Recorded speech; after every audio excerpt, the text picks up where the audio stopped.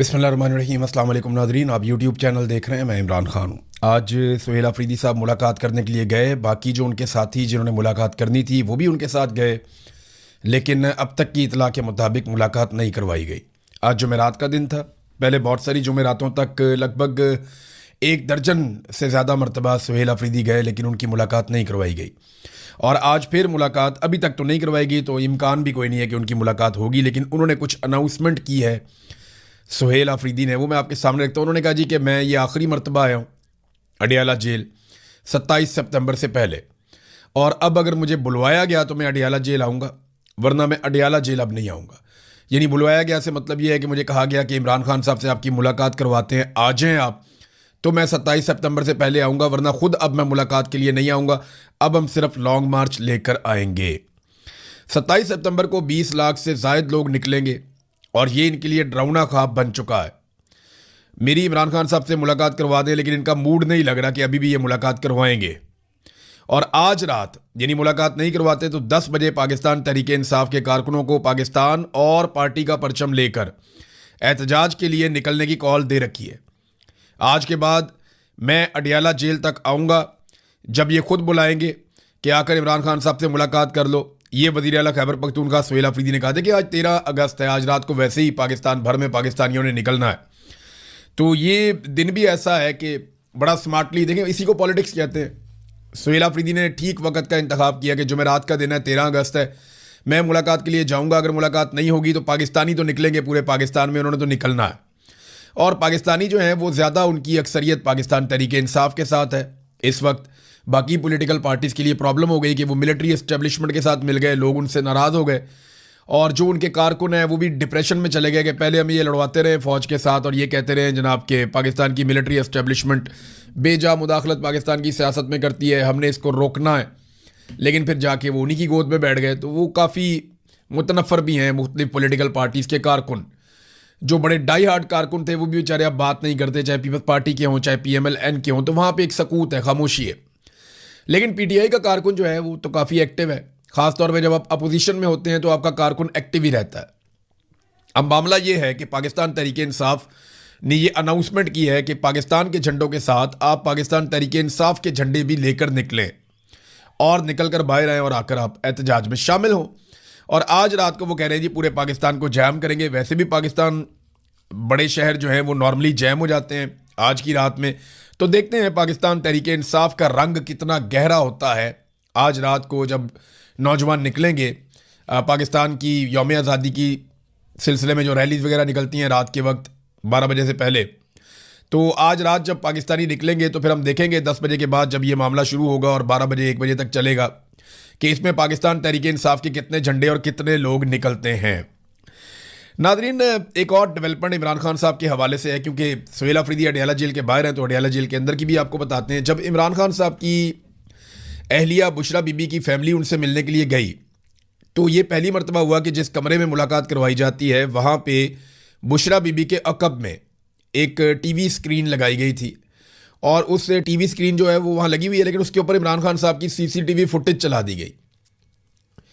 यानी डेलिबरेटली वहाँ पे एक ऐसा कैमरे का लिंक वहाँ पे दिया गया या वहाँ दिखाया गया। अब ये पता नहीं लाइव फुटेज थी या रिकॉर्डेड वीडियो थी कि जिस टाइम इमरान खान साहब वॉक कर रहे हो या जिस टाइम इमरान खान साहब कोई एक्टिविटी कर रहे हो उस वक्त की वो फिल्मा के उन्होंने वहाँ पे चला दी। अब आप ये कुछ कह नहीं सकते कि वो लाइव थी या वो रिकॉर्डेड थी, लेकिन ये उनकी फैमिली ने देखा कि जो बुशरा बीबी के अकब में लगी हुई TV स्क्रीन उसके ऊपर इमरान खान साहब की फुटेज चल रही है जिसमें वो वॉक कर रहे हैं। तो ये एक प्रूफ देने की कोशिश की गई कि इमरान खान साहब की सेहत ठीक है, बाहर जो खबरें जा रही हैं उन खबरों पे आप भरोसा ना करें। तो इस किस्म की एक कोशिश की गई है।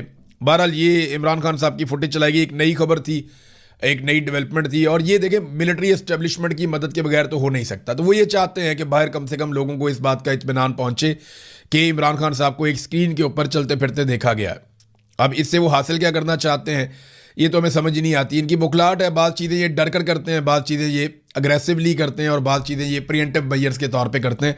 अब देखते हैं कि उन्होंने ये क्यों किया। शफीउल्लाह जान ने, मैं कभी ज़्यादा बात नहीं करता इनके बारे में, नए सियासतदान हैं, गैर तजुर्बाकार हैं, लेकिन इन्होंने एक बहुत अजीबोगरीब बात कर दी। मैं खुद सर पकड़ के बैठ गया कि भाई ये क्या है, ऐसा अगर बयानात आपने देने हैं तो आपको दुश्मन की ज़रूरत ही नहीं है। शफीउल्लाह जान मंसूर अली खान साहब के साथ एक प्रोग्राम में बैठे हुए थे। उन्होंने कहा जी कि जब हमारे पास ताकत आएगी या हमारी हुकूमत आएगी, हम पावर में आएंगे और इमरान खान साहब वज़ीर आज़म बनेंगे तो हम इससे ज़्यादा दुगना जुल्म करेंगे।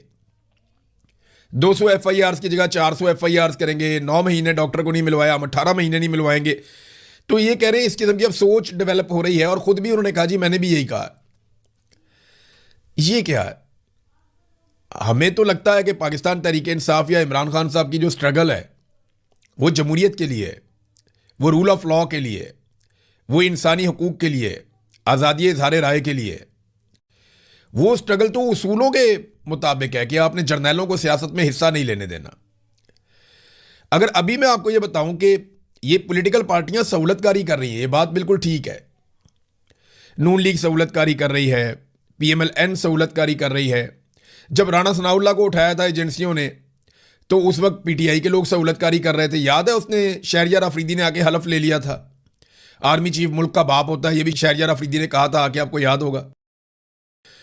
तो उस वक्त भी PTI के अंदर लोग थे जो ये कह रहे थे कि एस्टेब्लिशमेंट जो कर रही है वो उसको सहूलत दे रहे थे। अभी जो है वो PMLN बहुत खुलकर दे रही है। इतना जुल्म तो पहले हमने कभी देखा भी नहीं जितना PTI के ऊपर हो रहा है।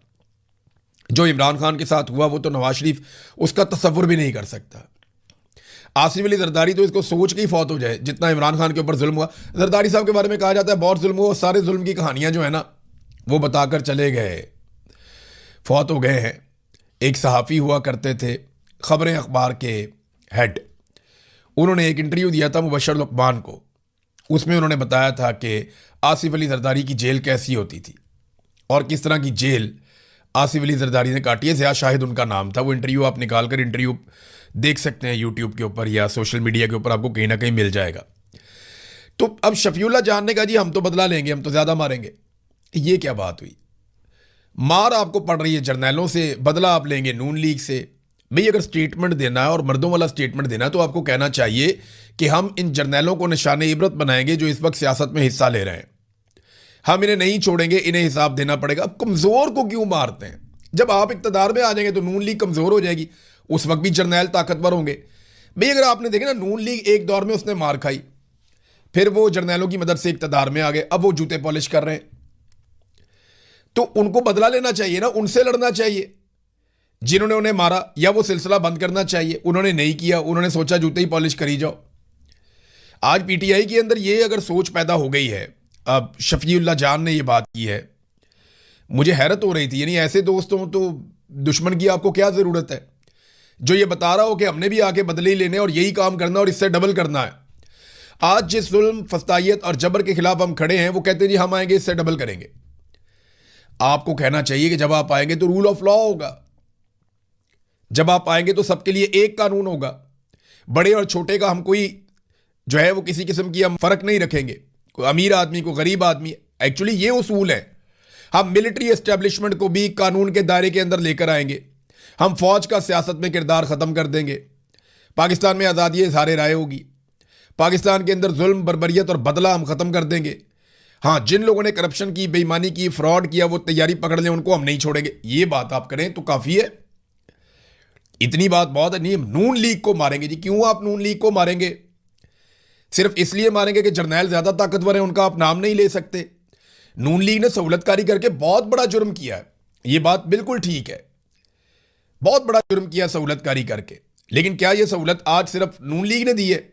माजी में भी लोग देते रहे। लेकिन इस लेवल के जुल्म की सहूलतकारी कभी किसी ने नहीं की जिस लेवल के जुल्म की सहूलतकारी नून लीग ने की है। यह भी एक हकीकत है। मगर जमहूरी सोच क्या है कि आप मिलिट्री एस्टेब्लिशमेंट को सियासत से उखाड़ के बाहर निकालेंगे। आप मना करेंगे जर्नैलों को कि आज के बाद तुम्हारा सियासत में कोई काम नहीं है, और जो जर्नैल सियासत करेगा उसको निशाने इबरत बनाएंगे। जो अपने हलफ से गद्दारी करेगा और आइन को तोड़ेगा उसके ऊपर कानून के मुताबिक आप कार्रवाई करेंगे। ये हैं वो काम जो करने वाले, और इनसे पाकिस्तान आगे बढ़ेगा। अगर आपको ये लगता है कि आप आ जाएंगे, आप नून लीग से बदला ले लेंगे, तो 5-10 साल बाद वो फिर आ जाएंगे, वो आपसे बदला ले लेंगे। फिर पीपल पार्टी आ जाएगी, वो सबसे बदला ले लेगी। कोई इधर से आएगा वो बदला लेगा, जो उधर से आएगा वो बदला लेगा। इसी बदले के चक्कर में डिवाइड एंड रूल पाकिस्तान की मिलिट्री एस्टेब्लिशमेंट करती चली आई है, आइंदा भी करती चली जाएगी।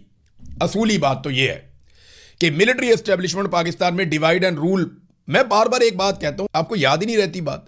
बार बार मैं एक बात कहता हूं कि बारी बारी सबकी बारी।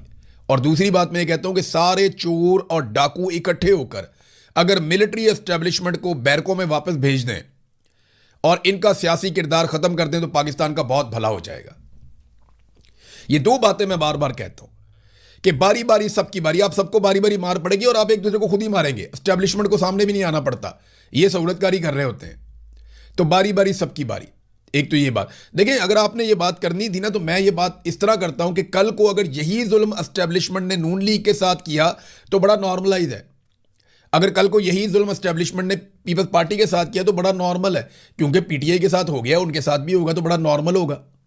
लेकिन अगर पीटीआई का बंदा खुद खड़ा होकर, जो आज रिसीविंग एंड पे है, जिसको आज मार पड़ रही है, वो खड़ा होकर खुद कहता है कि कल को मैं भी मारूंगा और डबल मारूंगा, ये बड़ी ज्यादती है। आपने जुल्म के खिलाफ खड़े होना है, जालिम का साथी नहीं बनना। और जुल्म कौन करता है? पाकिस्तान की मिलिट्री एस्टेब्लिशमेंट। और कब से कर रही है? आप देख लेना, कायद-ए-आज़म मोहम्मद अली जिन्ना, फातिमा जिन्ना, लियाकत अली खान, जुल्फ़िकार अली भुट्टो, पाकिस्तान दो टुकड़े कर दिया शेख मुजीब, फिर नवाज शरीफ, बेनज़ीर, आसिफ जरदारी, आज इमरान खान, एक एक करके ANP, MQM, कोई एक जमात बताएं जिनके ऊपर जुल्म ना किया हो। हर एक के साथ इन्होंने जुल्म किया है।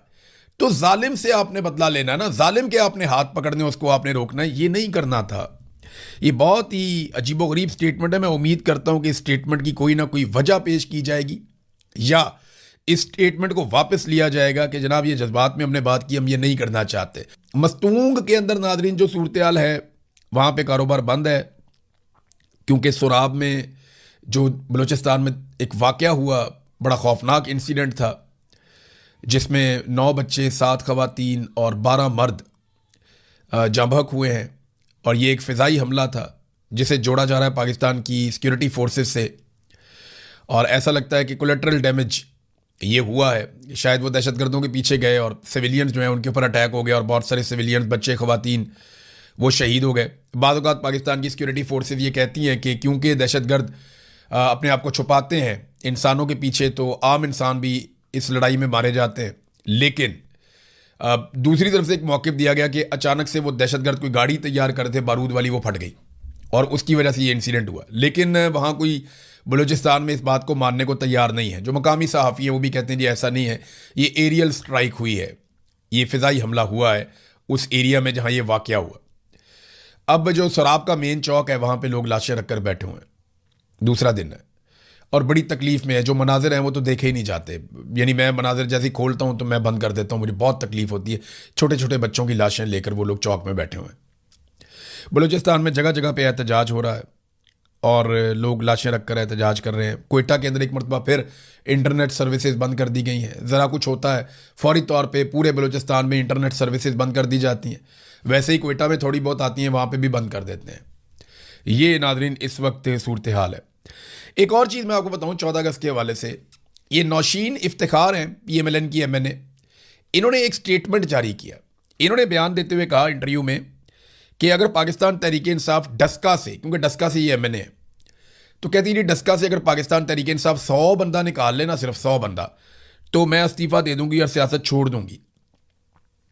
तो जनाब ये मैं देख रहा था मनाजिर AC ऑफिस के हैं, वहाँ पे 100 से ज़्यादा वकील आ गए।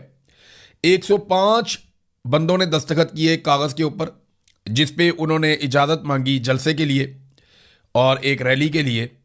तो ये 105 बंदे हैं पाकिस्तान तहरीक इंसाफ के, जिन्होंने लिख कर बाकायदा दरख्वास्त AC के दफ्तर में जमा करवा दी कि जनाब हमें परमिशन दी जाए जलसे के लिए, और नौशीन इफ्तिखार के डेरे पे भी हम पहुंचा देते हैं, उनके दफ्तर में भी पहुंचा देते हैं। तो हम आपको बंदे पूरे करके देते हैं, बताते हैं 100 से ज़्यादा बंदा निकलता है या नहीं निकलता। तो नौशीन इफ्तिखार ने बहुत बड़ी लंबी छोड़ दी थी कि 100 बंदा पूरा नहीं निकाल सकते, तो 105 बंदा तो पहुंच गया सिर्फ दरख्वास्त लेके, और वो 100 से ज़्यादा बंदे थे जो वहाँ खड़े हुए थे कि जनाब आप हमें इसकी परमिशन दें। और AC साहब के दफ्तर के अंदर मुसीबत बनी हुई थी और वो मीडिया को लेकर पहुँच गए। तो अब डस्का में एक अजीबोगरीब सूरत हाल पैदा हो गई। देखिए ये गेम ज़्यादा उठा देती हैं ये औरतें, नौशीन इफ्तिखार हों या वो लिया वाली खातून है। उन्होंने कहा जी मेरे लिया की गलियाँ चमक रही हैं। वो बाबा जी ने उसी वक्त दिखाया जनाब चमक दी पी ने गलियाँ, 2-2 फुट पानी खड़ा है गलियों के अंदर, ज़रा सी बारिश होती है हर चीज़ डूब जाती है, बेड़ा गर्क कर दिया। कोई वहाँ पे सैनिटेशन का इंतज़ाम नहीं है, कोई सफाई सुथराई का इंतज़ाम नहीं है, तो लिया की गलियाँ तबाह हो गई हैं। और निज़ाम इंसाफ के लिए देखें, मैं अभी फिर दोबारा उसी बात पे आ जाऊंगा, निज़ाम इंसाफ जब तक नहीं होगा तो कोई भी चीज़ ठीक नहीं होगी। शफी जान साहब कह रहे हैं ना कि हम बदला लेंगे, तो किस किस से बदला लेंगे? अभी रिजवी बरादरान गायब हैं, जबरी तौर पे गुमशुदा हैं, अब वो किससे बदला लेंगे? ये इतनी बड़ी ज्यादती है, इतना बड़ा जुल्म है। देखिए, अगर गैर कानूनी और गैर आईनी काम किसी ने किया है या आपको लगता है कि वो कानून के मुजरिम है, रिजवी बरादरान, उनके बारे में बड़ी अजीबोगरीब खबरें आई थी पहले, और ये कहा गया था कि एक भाई जो है कहीं उसकी डेथ हो गई है, दूसरा जो है वो जख्मी था। हम नहीं जानते कि उनके साथ क्या हुआ, किस लेवल पे मामला गया, लेकिन ये ज़रूर जानते हैं उनको पाकिस्तान की इंटेलिजेंस एजेंसियों ने अगवा कर लिया था। बहुत मुमकिन है जब वो छूट कर आए तो वो खुद कहें कि जनाब हम अपनी मर्जी से छुपे हुए थे, अब हम वापस आ गए हैं। हो सकता है उनको ये भी कहना पड़ जाए, क्योंकि एजेंसियां ये कहने के लिए मजबूर करती हैं। मुझे भी बहुत मजबूर किया था, मैंने ये बात की नहीं वापस आने के बाद, मुझे बहुत मजबूर किया था कि तुम जाकर ये स्टेटमेंट दोगे। मैंने कहा जी मैं नहीं देता, तो मैंने तो नहीं दिया, लेकिन ज़रूरी नहीं है कि सारे लोग जो है वो स्टेटमेंट ना दें, लोग दे भी देते हैं स्टेटमेंट। लेकिन ये कितना बड़ा जुल्म है कि दोनों भाइयों का अभी तक पता ही कुछ नहीं है। भाई जितने बड़े मर्जी मुजरिम हो, आप उन्हें अदालत के अंदर पेश करें, आप उन्हें कानूनी तरीके से गिरफ्तार करें। किसी को भी जबरी तौर पे गुमशुदा करना है तो बहुत बड़ा जुल्म है जिसका कोई जवाब नहीं पेश किया जा सकता। इसके लिए सबको आवाज़ उठानी चाहिए, हर पाकिस्तानी को आवाज़ उठानी चाहिए रिजवी बरादरान के लिए, चाहे उनका ताल्लुक तहरीक लब्बैक से है या नहीं है। लेकिन ये जुल्म है, इसके खिलाफ आवाज़ उठाएं। बलूचिस्तान में जो बच्चा अगवा होता है, जबरी तौर पर लापता होता है, उसके लिए भी आवाज़ उठाएं। जो कबायली इलाकों में होता है उसके लिए भी आवाज़ उठाएं। ये जुल्म जब तक बंद नहीं होगा पाकिस्तान आगे नहीं बढ़ सकेगा, क्योंकि जबरी गुमशुदगी बेशुमार मसाइल की जड़ है। नादरीन, एहसन इकबाल साहब 5 मरतबा प्लानिंग के वजीर रहे हैं, 5 मरतबा, और इनकी काबिलियत का मैं आपको बताऊं, ये ज़रा एक इनकी बात सुने आप। वो कहते हैं दुनिया में ऐसी कोई मिसाल नहीं है कि 2 सालों में इंटरेस्ट रेट 38% से 7% तक आया हो। ये जरा सुने कि इन्होंने कहा क्या, फिर उसके बाद मैं आपको बताता हूं कि हकीकत क्या है। ये 5 मरतबा प्लानिंग के वजीर रहे, इनकी बात सुने आप। दुनिया में हामिद साहब कोई मिसाल नहीं है कि 2 सालों में इंटरेस्ट रेट 38% से 7% पे आया हो। फिर सुने एक दफा। दुनिया में हामिद साहब कोई मिसाल नहीं है कि 2 सालों में इंटरेस्ट रेट 38% से 7% पे आया हो। एक तो 2 सालों में भी इनकी हुकूमत है, उससे पिछले 2 सालों में भी इनकी हुकूमत थी। अगर कहीं 38% पे गया था तो वो इन्हीं का गया था। लेकिन हकीकत क्या है, ये 5 मरतबा प्लानिंग का वजीर है, इसका नॉलेज इतना सा है। पहले तो शरह सूद जो है वो 21% से थोड़ा सा ऊपर हुआ था, बस कभी 38% तक गया ही नहीं। वो कभी गया ही नहीं 38% तक, जिसको वो कह रहे हैं 38% तक से नीचे चला गया 7% तक। नंबर 1 तो 21% से ज्यादा नहीं हुआ। नंबर 2, नून लीग की मेहरबानी से 21% तक गया था, यानी नून लीग ही 21% पे लेकर गई, 38% तक नहीं गया। और नून लीग ही अब कह रही है कि हम 7% तक लाए। तो सुन लें, आज की तारीख में जो इंटरेस्ट रेट है वो 11.5% है। कितना जी? 11.5%। तो 7% किधर है? 38 से 7 पे वो कह रहे हैं जी हम लेकर आए। रेंज बताएं कितनी बड़ी बनाई, 38% से 7% तक हम लेकर आए। भाई 21% तक गया, ज्यादा से ज्यादा वो भी आप लेकर गए, और ये अभी 11.5% पे है जहां पे इमरान खान साहब ने छोड़ा हुआ था। लेकिन कभी भी पाकिस्तान की तारीख में ऐसा नहीं हुआ कि लगातार 4 साल तक ये इंटरेस्ट रेट डबल फिगर में रहा हो, यानी 10 से ऊपर रहा हो। कभी ऐसा नहीं हुआ कि लगातार 4 साल तक 10 से ऊपर रहा हो। ये रिकॉर्ड एहसन इकबाल की गवर्नमेंट ने या शहबाज शरीफ या आसिम मुनीर की हुकूमत ने ये रिकॉर्ड तोड़ दिया। दावा चेक करें आप, दावा कर रहे हैं जनाब के 7% है। बताएं ना कहां पे है 7%? 7% हो तो पाकिस्तान के अंदर कितने मामला हल हो जाए। नादरीन, आखिरी खबर है, और खबर यह है कि हुकूमत ने 10 लाख टन गंदम बाहर से मंगवाने की मंजूरी दे दी। अब यूक्रेन से, अमेरिका से, यहां से गंदम आएगी पाकिस्तानियों के लिए। पाकिस्तानी किसानों से नहीं खरीदेंगे, अमेरिकन किसानों से खरीदेंगे, यूक्रेन के किसानों से खरीदेंगे, ताकि उनको मुनाफा हो जाए। पाकिस्तानी किसानों से गंदम नहीं लेंगे। वहां कहते हैं जी फ्रॉड है, हमने नहीं लेनी। पाकिस्तान का किसान रोल दिया, किसान इत्तेहाद के लोग बैठे थे, वो ये कह रहे थे कि मरियम नवाज का दौर स्याह दौर है। एक भी फसल या एक भी साल किसान का अच्छा नहीं गुजरा, बल्कि लगातार उसको नुकसान होता चला जा रहा है, उसको मुनाफा मिला ही नहीं। और कोई भी शख्स मरियम नवाज के आसपास उससे बात करने की भी सलाहियत नहीं रखता, हैसियत नहीं रखता, क्योंकि एक प्राइमरी स्कूल की तरह ना, एक प्राइमरी स्कूल की बहुत सख्त टीचर नहीं होती। पेंडू किस्म का जो प्राइमरी स्कूल होता है उसकी एक बहुत सख्त किस्म की एक पेंडू किस्म की टीचर होती है। आपको वो इमेज आ जाएगा आपके दिमाग में। मरियम नवाज इस तरीके से पंजाब में सूबा चला रही, हर एक को तुन के और दबा के रखा हुआ है, हर एक को दबा के रखा हुआ है, ऊपर वाला जूता पॉलिश कर जा रही है, नीचे वालों को सबको जूते मारी जाए, बस ये हो रहा है। अब तक के लिए इतने, अपना ख्याल रखिएगा, अपने चैनल का भी। अल्लाह हाफ़िज़।